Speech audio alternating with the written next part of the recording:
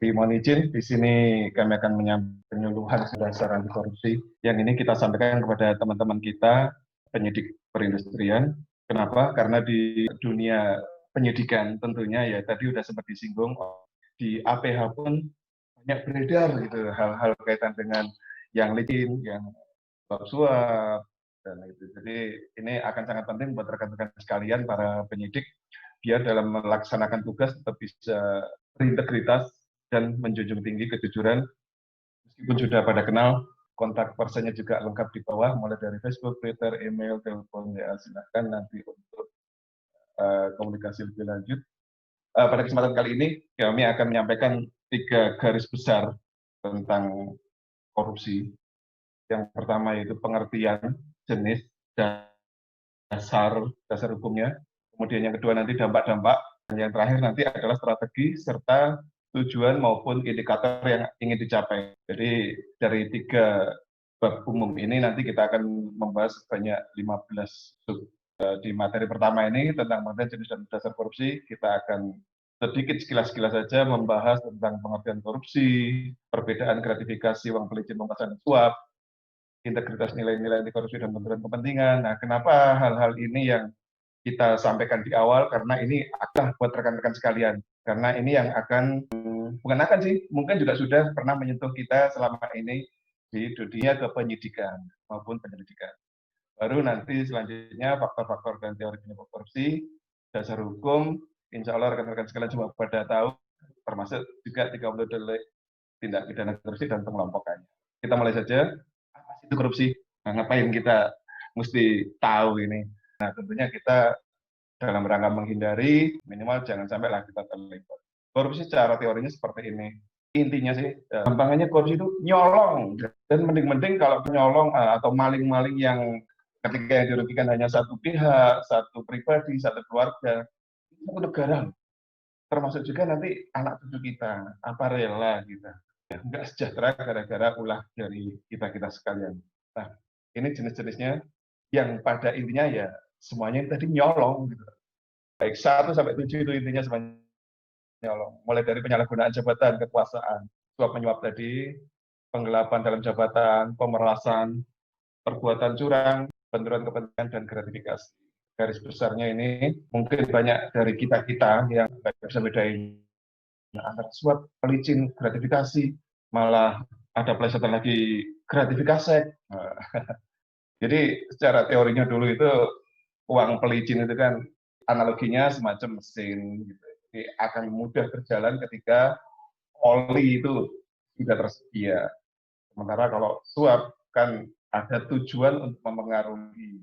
Dan ini contoh kasusnya sudah ada, rekan-rekan sekalian di sini juga pernah mengalaminya, terutama yang dari Biro Hukum Kementerian ketika menyusun suatu undang-undang, pasalnya ada yang hadir menawarkan sesuatu. Nah, itu masuk kategori suap. Dan gratifikasi seperti itu definisinya sudah cukup jelas tentunya, dan pemerasan. Nah, ini yang sering-sering melekat pada kita. Ketika kita mendatangi suatu objek pemeriksaan, nah ini kadang teman-teman oknum ini meskipun tidak serta-merta nyata ngomong aku njaluk sakmene wani piro, tapi secara halus itu mengindikasikan rodok memaksa. Itu juga masuk bagian dari korupsi yang kita sebut pemerasan. Nah, gratifikasi tadi itu memang sesuatu yang agak sulit kita hindari ya, karena kita secara budaya, terutama Jawa, itu ada ewo pekewo, tepos liro, tenggang roso. Nah, itu jadi rasa terima kasih itu pasti ada. Nah, oleh karena itu ada diatur di sini, termasuk juga beberapa nilai yang harus bisa diterima dan harus dilaporkan, termasuk ini alur pelaporannya, sehingga kita tetap bisa melaksanakan tugas dengan baik. Nah, ini kalau rekan-rekan ini yang dari daerah Sumatera ini, misal Mas Putra atau Pak Dasro ini bisa seperti itu ya. Tapi kalau ini kayak Pak Eko ini kan yang sangat Javanis ini, tentu ewo pekewo ketika bilang, oh raiso. Jadi lebih baik diterima kalau memang tidak bisa menolaknya, meskipun kita kan. Ini yang perlu kita pegang selaku aparatur. Jadi integritas, nilai-nilai anti korupsi dan benturan kepentingan ini, terutama 3 hal. Yang satu tentang inti, etos kerja, dan sikap. Inti nih yang sangat susah ya, karena kembali kepada masing-masing pribadi dan ini susah untuk dididik, susah untuk dilatih, kecuali ada komitmen dari pribadi sendiri, harus keluar dari diri sendiri. Nggak bisa pihak lain yang memaksakan, jadi master siapa, atau BI siapa, ataupun mentor siapa, memaksakan itu belum tentu berhasil. Yaitu tentang kejujuran, kedisiplinan, dan tanggung jawab. Disiplin pada saat pelatihan mungkin bisa. Contoh waktu kita di balai diklat, jam sekian harus bangun, jam sekian harus senam, jam sekian ada pagi, itu bisa. Tapi ketika kita sudah di luar sistem, biasanya lepas lagi. Nah, begitu juga dengan tanggung jawab, hampir sama dengan kejujuran tadi harus muncul dari diri kita sendiri. Dan yang kedua tentang etos kerja tadi, kerja keras, sederhana dan mandiri. Kita harus selalu sederhana, gak usah sing danga gitu. Itu memang beresiko untuk menimbulkan upaya-upaya yang mengarah kepada korupsi. Itu nanti akan kita ulas di teori tentang korupsi. Ini kita baru ulas-ulas yang biasa kita lakukan. Kemudian yang terakhir sikap, yaitu tentang adil, peduli, berani. Mungkin rekan-rekan sekalian agak kesulitan ya berlaku adil kepada orang dekat atau orang berkuasa, ataupun juga orang yang tadi sempat ngasih-ngasih sesuatu. Nah itu tadi makanya yang perlu kita hindari adanya gratifikasi, kemudian suap dan lain-lainnya tadi, agar kita lebih bisa untuk bersifat adil, peduli, dan berani. Jadi meskipun yang kita hadapi tadi atasan langsung, contoh tadi yang disampaikan oleh Pak Ketua tentang benturan kepentingan sebagai PPK, gak jadi PPK ya wis. Nah itu contoh juga kami selaku PPK pernah ada tekanan seperti ini. Ketika itu masih logis secara tugas, oke kita laksanakan, atau ada jalan lain kita laksanakan. Ketika tidak ada, kita tolak, meskipun menolak secara langsung kepada pimpinan itu akan nggak mudah, namun kita punya jalur, yaitu melalui surat bersurat. Kita melalui nota dinas.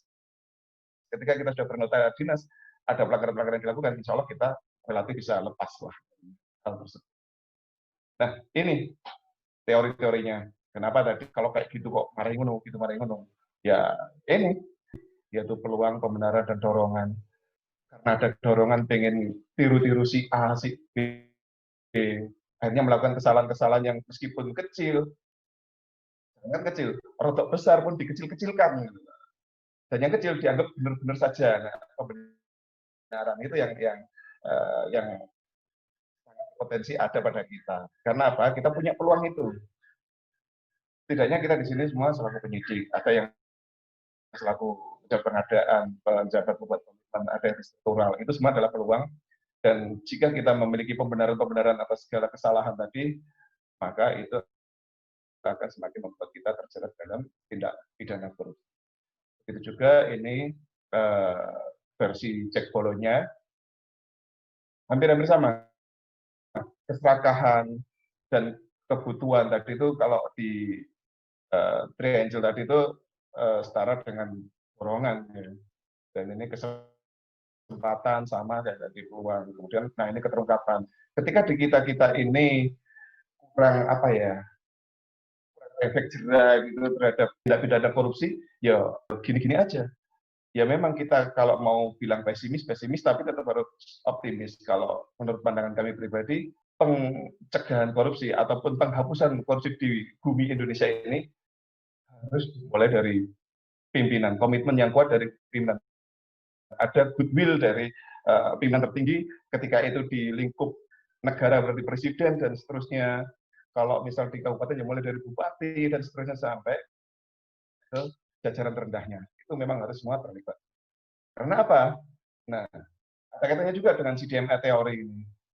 Korupsi itu karena ya itu tadi ada diskresi ketika ada kekuasaan penuh dari si pejabat atau apapun, dan juga ada monopoli sementara pertanggung jawabannya ya ngono kuwi wae, ya akhirnya sangat subur di sini.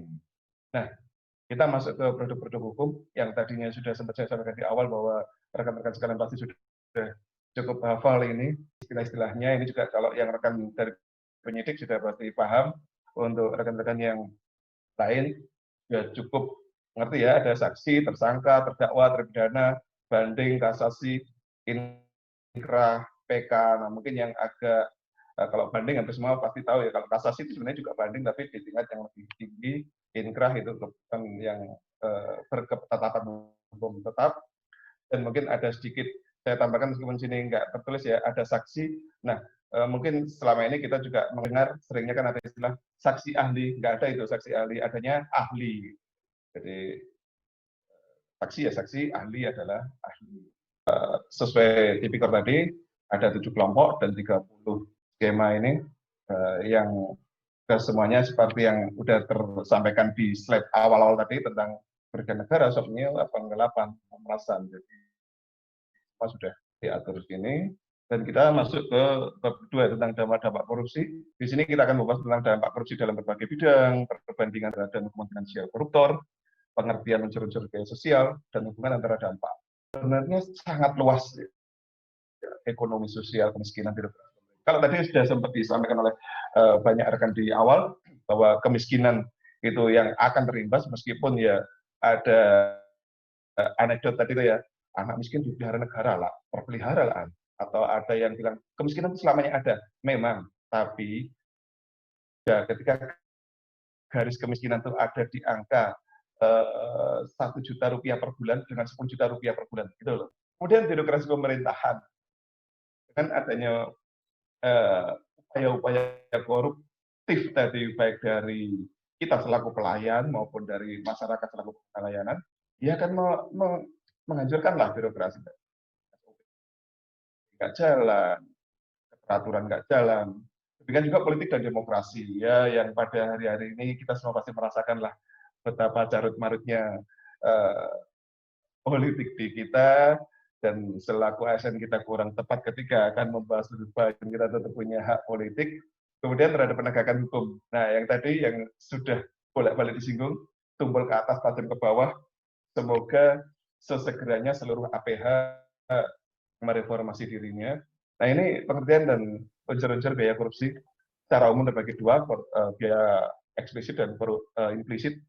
Ketika yang eksplisit adalah kaitan dengan antisipasi korupsi, reaksinya, dan juga akibat.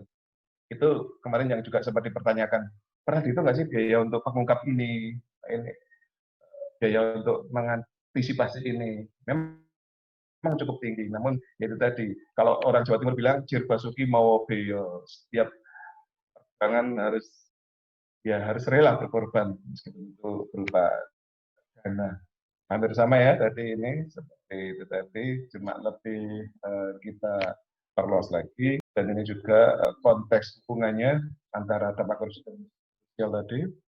Kita masuk saja ke materi 3 tentang strategi, rencana, dan indikator keberhasilan kita dalam memperoleh. Strategi secara nasional tertuang dalam Perpres melalui 6 langkah berikut, dan harmonisasi peraturan ini yang sangat penting, yang hari-hari ini isunya tentang Omnibus Law itu. Nah, fokus strateginya 3 hal ini tentang perizinan tata niaga, keuangan negara, reformasi birokrasi dan penegakan hukum. Ada 11 langkahnya, ada 11 aksinya. Ini adalah contoh-contoh upaya yang bisa kita lakukan, reformasi birokrasi. Nah, kita semua ini kan bagian dari birokrasi, artinya kita semua pasti dapat berperan. Ini tips-tipsnya jika kita ada di birokrasi dan agak susah gitu ya. Yang utama, pantang terlibat. Jadi upayakan sebagian tadi yang saya contohkan, ketika ada instruksi pimpinan atau apa yang mengarah ke sana, kita coba sampaikanlah melalui nota dinas. Sebagai contoh, kami pernah dulu juga sampai 4 kali kirim surat yang sama, saya kira selagi belum ada disposisi, kita nggak jalan. Itu yang pertama, jangan sampai ikut terlibat. Kemudian pilih salah satu peran. Alhamdulillah rekan-rekan sekalian di sini mengambil salah satu peran sebagai penyuluh, dan ini kondisi yang kita harapkan ketika kita meminimalisir korupsi lah. Harapannya ya Indonesia jaya.